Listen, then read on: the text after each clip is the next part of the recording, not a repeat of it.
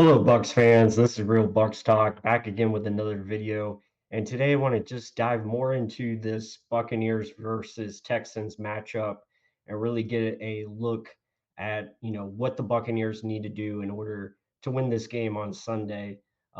As you see it there's the matchup on ESPN. They have it pretty close as it's 49 to 50% in favor of the Texans. So they expect a close game. Both teams are 3-4. 2-1 away for the Buccaneers, and then also 2-1 at home for the Texans. So, pretty even matchup. You look at the numbers there. Baker Mayfield, 1,600 yards, 10 touchdowns, and 4 interceptions. C.J. Stroud, 1,800 yards, 9 touchdowns, for 1 interception. So, both quarterbacks have had their ups and also their downs.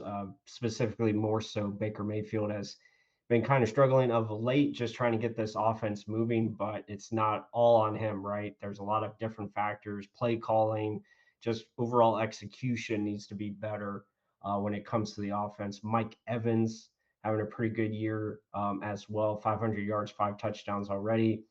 You look at Nico Collins, he's their leading receiver with 33 catches as well, over 500 yards and 3 touchdowns. Let's take a look at the injury report as Houston is without, some big time players for them. Damian Pierce is out. Brevin Jordan, the tight end, also out. Robert Woods will not play. Sheldon Rankins is questionable, but it looks like they'll have everyone else intact. The Buccaneers, they'll be without Matt Filer once again. Logan Hall will not play in this game, but it looks like everyone else will be good to go. Christian Isian came down with an illness later today, so he'll be questionable, but most likely he'll go as well. So just looking over, this matchup, I think our defense matches up well against their offense. They're going to be run heavy, especially on first down. They do it quite often. I think what the Buccaneers defense needs to do is make sure they are being aggressive on first down against Houston, playing, some more press man coverage, play some more cover one, cover two man, and make them into third and long situations as far as run blitzing, forcing, tackle for losses, trying to get them behind the sticks, and then make CJ Stroud beat you with some difficult throws. So I think that is got to be the game plan. They got to be more aggressive with their linebacker blitzes, more aggressive with their coverage, and get in disruption of these timing routes and et cetera, especially the out routes that CJ Stroud and the Texans like to use. Guys, be sure to check out the latest article from Josh Capo of Pewter Report. He did a great job detailing this matchup against the Houston Texans offense with our defense. And I think he pointed out a lot of good things. What I'm going to focus on in this video is really what does our offense need to be ready for against the Houston Texans defense? Because frankly, we got to be able to score points. That's been the issue so far this year. So I think that has to improve quite a bit. And it comes down to just the offense with play calling and also execution at the quarterback position, offensive line, running game. All of those things have to be much improved. Now, against the Texans, and we pointed this out, they have a pretty good run defense. I mean, it's not great. They're allowing about 100 yards per game. They're right next to us as far as, in that run defense category. I think we're giving up about 95 right now. So, kind of in the middle of the pack. Pass defense is probably more their strength. So I think what we have to do is just be creative in how we get guys open. Baker has to hit the throws that are there, be consistent. Offensive line, I think, is going to play a huge part in this game, as they always do. And that's really what I want to talk about because the Texans like to bring some pressures at different times. They do a good job of delayed blitzes, but they also do a great job of just generating pressure as a unit, especially with their front four. And I'm speaking of Jonathan Gernard, who is their leading sack specialist right now. He's got 6.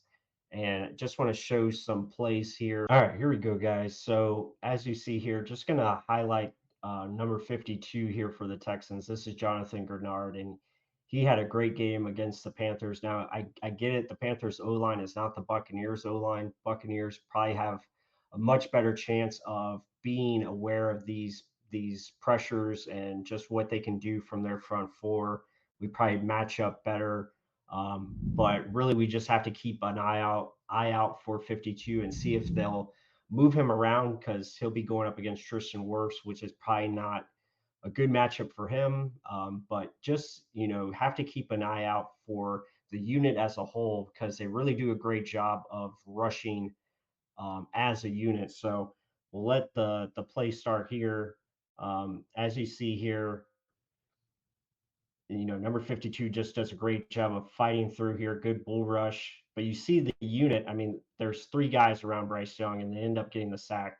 But you see, Will Anderson here on the right side of the screen, and then the defensive tackle as well. So they do a great job of collapsing the pocket and really making it tough on the quarterback, and then they also cover very well. So here again, number 52 just finding his way, just bulldozes the left tackle. That's not going to happen to Tristan Wirfs. Again, same thing here. Does a great job of just finding ways to get pressure. But you see the rest of the unit, the push from the right side is also very good. I mean, guy driving back the guard here. So they really make it tough. They force the quarterback to go right into the lap of 52, ends up being a sack. So they rush really good as a front four. Again, same thing here, pushing the pocket back. You see the defensive tackle, but number 52, even though that's a face mask there, he still gets penetration and pressure. So very impressive. Again, he was a force in this game. So this is something we just have to be ready to identify these matchups that are going to be had in the secondary because they play a lot of man coverage. There's some cover three concepts in there as well. But again, we just have to be ready for this. But 52 really probably their best player as an edge rusher.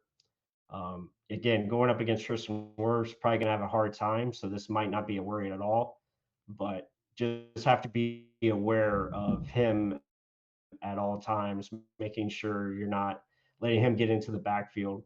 And again, here's the blitzes that we have to be ready for. Again, it's kind of like some delayed blitzes. You'll see 53 here on the right side of the screen. He's just going to come in unblocked. Again, the left tackle doesn't see it. So we just have to be aware for those type of things. Again, same thing, number 5 coming in here on the left side, going to bulldoze the running back into the quarterback, almost gets the sack. So again, it's just being aware and making sure we can give Baker enough time to make plays that are going to be there in the passing game. Again, you'll see the same thing here. Watch number 6 come in on a delay. And again, Bryce Young doesn't see him until it's too late. Now, this time they give him time to throw, and guess what? Big time completion against man coverage. So that's what you have to hope for. So anyway, guys, hope you guys enjoyed the video. Be sure to hit that like button. Comment down below your thoughts of this matchup.